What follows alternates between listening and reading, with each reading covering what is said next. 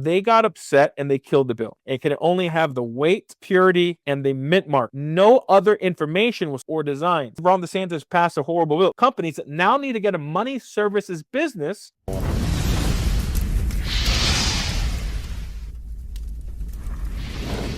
Welcome, everyone. And today we have a very interesting stream. It's about something I don't know that much about. So I've asked Daniel Diaz to come to the channel, since this is more his field of expertise than it is mine, that there have been some legislation that sounds like it has possibly passed in Florida. Originally, I heard it was that Ron DeSantis signed legislation into law. However, this legislation, I'm thinking, might have been so complex that he didn't catch what was in it. It has particularly to do with gold being regulated in some sort of way similar to a bank account. I want to welcome Daniel Diaz, CEO for Citizens for Sound Money, to the program. Welcome, Daniel. Thank you, Tiger.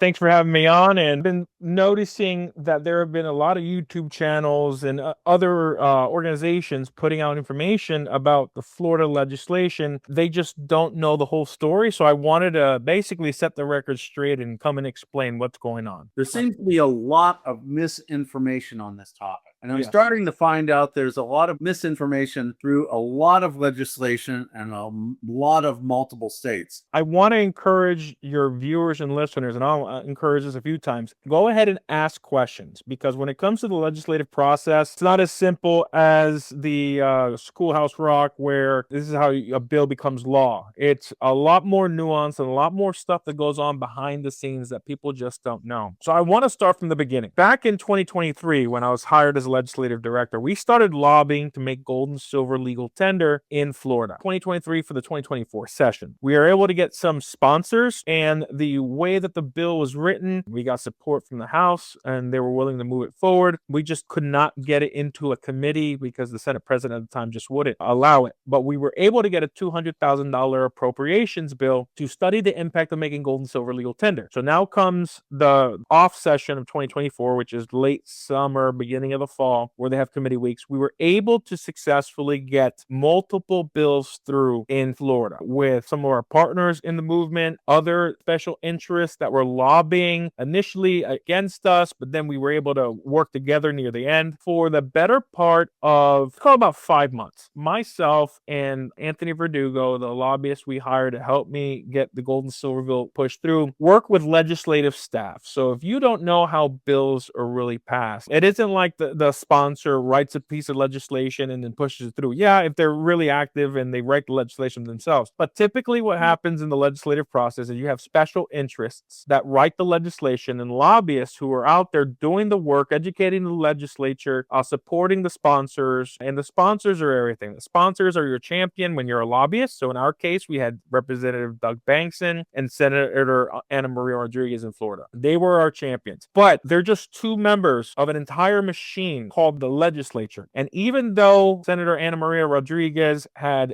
seniority, she is a junior in their class, this is going to be her senior year coming up, and Bankson was a freshman, sophomore, you need approval from leadership. And we saw that in 2024. And what we were able to do is we wrote a phenomenal piece of legislation. Myself, Larry Hilton from United Precious Metals Association, UPMA, our partners, Goldback, we're working with Kinesis, others. We were able to write good legislation. There were other special interests involved that we went back and forth. We kind of came to a head and we finally agreed, like if we don't work together, nothing's going to get done. So we came together. The state agreed to take both our versions of the bill. Our version that was very permissive, similar to Missouri, where everything was legal tender, and their version of the bill that didn't care about the physical gold and silver, but only really cared about making electronic payment of gold and silver legal tender, at least the underlying asset for asset-backed digital currencies legal tender. So you had this other organization that was focused on electronic only. We were focused on both. We wanted to make electronic and physical gold and silver legal tender. We got to the last couple weeks of session in 2025, and we came together with staff. We explained the importance of making gold and silver legal tender. They wanted to have gold and silver at $9.95 fine for gold to be legal tender and $9.99 fine silver to be legal tender. And the way we originally had the bill written, it was permissive. As long as it was $3.9 fine silver and $9.95 fine gold, it would be legal tender. However, the two staffers staffers that we worked 5 months with put accidentally a one-liner, and that one-liner would effectively make nothing legal tender. And we responded with an email, and that one-liner, I'm paraphrasing because I don't remember the exact verbiage. You can go back and look at HB 999 at the different versions of the bill. You'll see there's multiple changes. I think it was the second to last version of the bill was what we caught, and we're like, hey, all this work we've done, this one line negates everything that we've worked for in 2 years. It makes nothing legal tender. And what happens was they said that for it to be legal tender, it can't have any design or marking on it except for the weight and purity of the bullion. Well, if you know anything about bullion, everything has some type of design. Even the mint mark is a design. So we sent a very respectful email, and because when you're working with staff and when you like, it gets to a point where they see too much of you. And I think because we came along so much, there were a lot of compromises. They were in charge of writing, these two staffers in the Senate. They got upset and they killed the bill. They essentially struck everything and made it just a study for gold and silver, which we already had one. But because of us saying like, hey, this basically negates all the work that we've done, they were upset. So we had to go to our other partners that we're bumping heads with initially, and we were working together, and we're like, look, you know, we're a nonprofit. You guys have a lot more finances. Can you work with leadership to try to get done? They were able to convince the Senate president and the staffers to bring back a different version of the bill with a modified paragraph that was a little bit more permissive, but effectively makes nothing legal tender again. Now they allow for mint marks. So in Florida, for gold and silver to be legal tender, it's 995 gold purity, 999 silver purity. It can only have the weight, purity, and the mint mark. No other information was something that they added. No other information or designs. And well, other information includes serial numbers. So even bar that have only the weight and purity and mint mark that have a serial number will not be legal tender. So we still have the same problem. On top of that, there's the electronic part. The electronic part of the gold and silver bill, we drafted it with Larry Hilton, and what we did was, instead of creating an entirely new regulatory framework for businesses that want to transact in gold and silver. Now, this is from the state of Florida. We just wanted to make it legal tender. They wanted to put regulatory protections because Florida has a very older population, and in fact, Florida is one of the top states in the country where the elderly are scammed from crypto, Bitcoin ATMs, all that stuff. I mean, even just regular scams where people call and pretend to be police and all that. So they want to put regulatory protections for Floridians so that they aren't going to be taken advantage of. So instead of the state writing an entire regulatory framework, we were able to amend the money services business section of Florida statute. And we essentially were able to add gold and silver companies that transacted with asset-backed digital currencies and held the gold and silver in their vault for the electronic payment system. Now, this is where the confusion comes in and where the misinformation begins. There are organizations out there and individuals who are pushing this narrative that the money services business requirement is for all bullion dealers. That's a flat out misunderstanding and a flat out, I don't want to say a lie. It's a misunderstanding on how Florida writes their legislation. If you go to HB 999 right now, you're going to read the entire bill just one shot, and you might be confused and say, hey, Dan, but it says that those who vote gold and silver, those who they have to get insurance, they have to be within a certain radius of police stations, all that, and they need to get registered as a money services business. Yeah, if you read it just without understanding how Florida writes their law, when you make a change in any statute with a piece of legislation, that change of that statute, so the money services business section that we changed in the Florida law gets cut out and added to HB 999 to reflect the changes that were done. If you don't understand that's how Florida does it, they cut like the sales tax section, they put it in the bill. They cut they added the new legal tender legislation that we wrote and brought in two other sections, maybe a third section from statutes. I think there was a third section for trust and that had to do with gold and silver and taxation. They brought those all in. And if you don't understand that's what Florida does, when you read that piece of legislation, you might think that gold dealers and bullion dealers have to get a money services business. But the problem is the people that are putting out this narrative never stepped foot in the state of Florida to lobby for gold and silver. They came in and fought against it without understanding the law, and they continue to push this misinformation and this narrative. And now we have people on YouTube who are parroting these warnings that other YouTube personalities trust. There's another, I don't want to name the organization. There's another organization that people trust, and they take it as law, and they don't read the bills themselves, and they don't try to understand it. So when people said, initially you said Ron DeSantis passed a horrible bill. No, Ron DeSantis wasn't part of the legislative process, except for pushing and lobbying and using his executive position to get this bill pushed along with the legislature, and he signed it. He gets a summary from his legislative directors on the bills, and he's briefed. He doesn't read every single piece of legislation that he signs. He understands making gold and silver legal tender, but he doesn't even know that nothing is legal tender because he doesn't get into the granular. He's just the executive officer, and he has his agendas and he pushes it. So Ron DeSantis did thing like to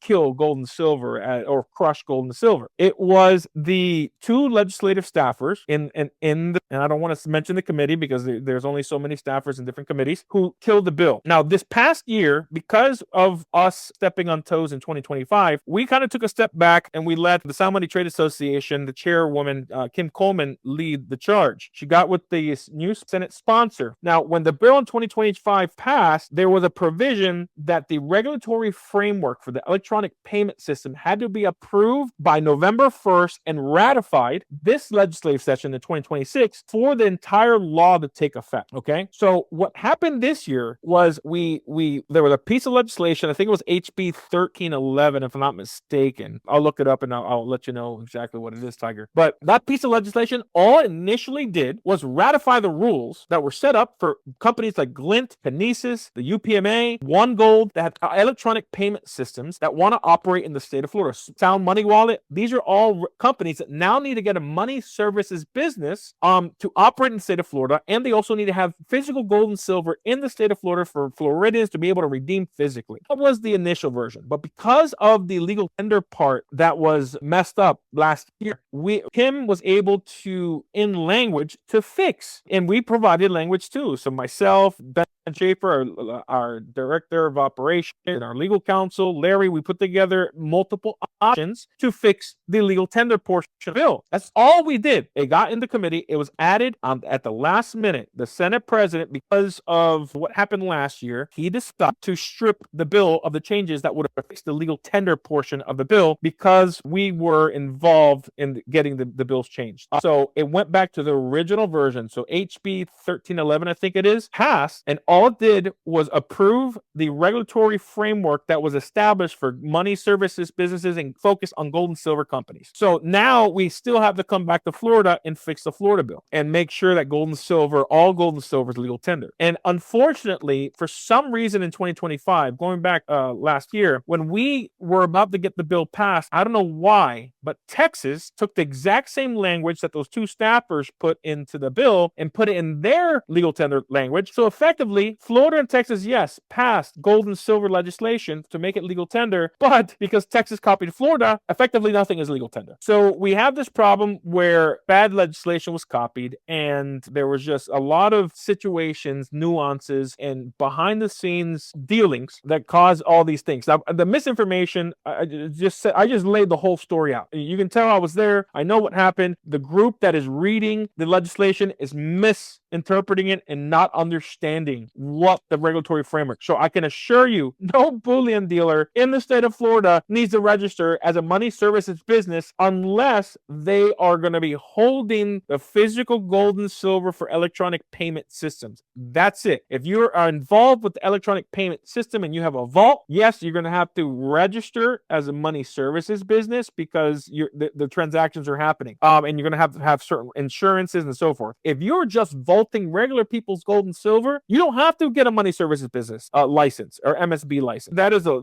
misinterpretation and misinformation on what is going on in Florida. So when you hear that, when you see a bunch of YouTube personalities saying that Florida, bullion dealers are upset and angry, and there's quite a few people doing that, it's not true. I mean, yeah, maybe bullion dealers are angry because they have been told the wrong information. So hopefully that clears up the confusion, my friend. I want to thank my guests, and I wish you all good night. Night, everyone.